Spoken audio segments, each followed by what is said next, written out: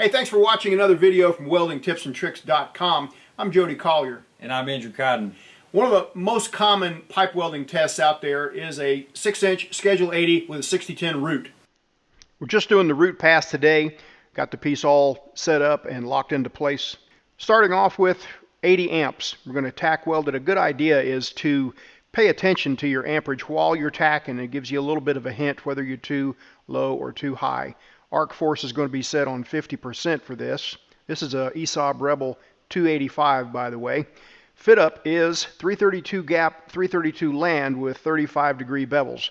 And the gap and the land all can change if the bevel's not 35 degrees. If it was a 30-degree bevel, for instance, the gap might be a little wider, the land might be a little bit less. It just depends on the bevel a lot. So the tacks did seem a little cold at 80. We bumped it up to 85. And now we're about ready to get started. All tack welds are feathered with a grinder first. This is the very bottom tack at 6 o'clock. Getting ready to light up middle of the tack and then heat it up and gradually take it on up to that very end that's been feathered, and you'll hear it punch through. And you want to really keep that thing jammed in there. And it's just a little whip and pause here. Now there's a lot of techniques that work here. You don't have to whip and pause. Some people like to just kind of drag it in there. Some people use a little bit of a circular motion, but this is what Andrew's doing today. Seems to be working out just fine at 85 amps. I didn't get a shot of it right here. I'll show you later a good shot of tying into a tack. So you need to be able to light up on a tack, heat it up, and bust through right there at the end, and then you also need to be able to tie in, and the two are slightly different, but we'll get a good shot of it later. Again, just warming that tack up, keeping the arc good and tight, and then when you get right close to that end of the tack, you'll hear it make a different sound, sort of like a snorkeling sound on the inside of the pipe. And you can really learn a lot just by paying attention to the way a root pass sounds like this. Another thing I want you to notice is Andrew's arm as he's coming up the pipe. He is changing the rod angle, moving his arm, trying to keep that rod pointed pretty much toward the center of the pipe. Now you can make minor adjustments in your rod angle to help cool the puddle off or to help heat it up, and that's just something that sort of comes with practice. But good rule of thumb is just to try to be straight in toward the center. If you'll, in your mind's eye, always be pointing the rod toward the center of the pipe, you should be close. You'll always be off a little bit. You'll always have more angle than you really think. It's hard to tell when that hood is down. Going to get a little bit of a grinding, make sure that tack is feathered good before we tie into it at the very top. It's time for the other side. Now notice how Andrew is propping there. He's just got his left hand holding onto the stand to sort of steady his body up, and then he's freewheeling with his right hand so he can move it all over the place. Now the arc is about to bust through here. There it is. That was when I was talking about heating the tack up, keeping a good tight arc, and then when you get close to the very end of that tack, it'll keyhole, bust through. Keep it good and tight, keep it poked in there, keep the rod pointed toward the center of the pipe. Now here's a shot of tying into a tack. About ½ inch away now. You don't want to do anything different. You do want to make sure you have enough rod to tie in and you don't run out right here. But pushing right in and melting that tack away and just pushing that keyhole right into the tack until it closes up. And then once it closes up, don't come out right away or you'll leave a crater most likely. Just keep on up to the thicker part of the tack before you whip out. One more quarter or quadrant to do here. Pay attention to how Andrew's kind of got the rod Q-sticked lightly. That's to steady up, to get a good arc start, not to leave any arc strikes on the pipe.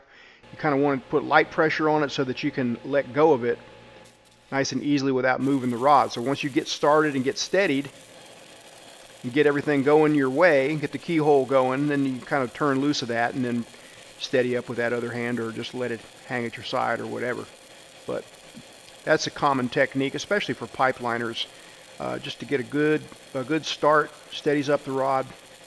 And it's not completely necessary, but it sure does help preventing arc strikes. Like if you're taking a test where an arc strike will fail you, you don't want to take any chances on having an arc strike outside of the bevels.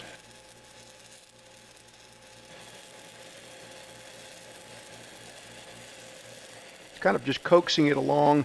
That 6010 is just kind of chewing out those lands and breaking the walls down. and you're kind of chewing metal away and then backing up and filling it in. And if you got your amperage right, it goes pretty good. If you're too hot, the keyhole will get too big on you, get out of hand. And if you've got it too cold, you'll barely have a keyhole. But again, that just comes with practice. Melting into the tack again. Not going to rush it.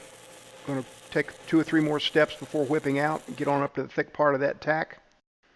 And that's a root. Let's take a look at it after a wire wheel on the inside. This is the bottom at 6 o'clock.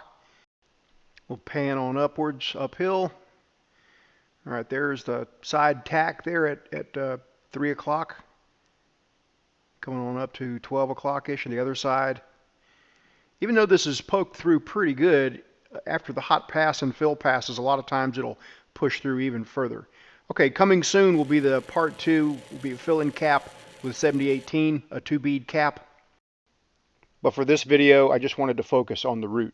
If you got a 6G test in your future, first of all, I want to wish you luck. I'm going to show a few other clips of 6G root passes with TIG. I'm going to try to link them up right here if YouTube will let me put that many links on there. But 2-inch monster coupon, TIG root, 2-inch schedule 80 with 309 root, and then some walk in the cup info, and then also some socket weld info from previous videos that I've done. Again, I'll try to link them up right here. Hey, good luck. This is a 6G monster coupon test. This test is given to provide a wider range of qualifications both on diameter and wall thickness. And one way to do it is a dip keyhole method. In this case, I'm using a 332 rod with about a 532 gap. A lot of different configurations there. Some people would backfeed it, but the main goal is to put a little reinforcement in there on the bottom half. The top half's pretty easy. Gravity will take care of it. But on something fairly small like this, you're constantly having to sort of reposition and roll your wrist, and it's sort of a good idea to use a technique that travels somewhat slowly. Gives you a little bit of time to reposition, readjust. Now, I'm using a TIG finger there. This thing can get kind of warm, especially if you weld the root and then come right back over it with the hot pass after just a few minutes. And sometimes there are time limits, time constraints on a test like this. So, you know, sometimes you need all the tools in your tool belt that you can get. This video was a 6-inch schedule 80, and I used the lay wire technique here. So 1/8 inch gap, 1/8 inch rod, no land, and I'm just doing a forward and back type motion, no side to side motion at all. That usually works pretty good. Side to side motion sometimes on lay wire on the bottom can cause a real flat or even a suck back root. So I usually just go straight forward and back. Now, if you can't swap hands, you can always prop like I'm doing here. I'm on the side that I normally would swap to my left hand, but hey, I can do the bottom half of this just fine, just like this, and then step over the other half of it for the top. If you don't feel comfortable with your left hand, you know, do something different. In this video, I was using 309 filler rod. Oftentimes tests are given using a carbon steel coupon, but 309 filler rod, that's just the way it's done. That's in compliance with the code, usually ASME or ANSI Section 9. And so I'm dipping and keyholing. This one's got a purge on the inside. Same thing though, you want to push a little rod in each dip so that you get some reinforcement on the bottom half. Again, top kind of takes care of itself on something like this. Some test shops want you to be able to walk the cup. So this is a little tutorial on walking the cup. Again, I'll try to link the video up right here. Walking the cup is akin to rolling a 55-gallon drum across a shop floor where you roll it back and forth in sort of a figure-8 motion. Very much the same thing. It's all about light pressure. It's all about having the right extension on your electrode, choosing the right cup size, and then just getting those motor skills built to where it feels comfortable. In this case, I was just welding on some really heavy wall stainless tubing, just what I happen to have around. Some jobs don't want you to walk the cup, or they won't want you to walk the cup in the test shop. It just all depends. Most of the time, you can do either or. But if you can't walk the cup, you need to learn how to freehand. And again, this thing's getting rather warm, so you saw me prop on the very end with the TIG finger. And then I can prop and not worry about that and focus on welding instead of how hot my finger is.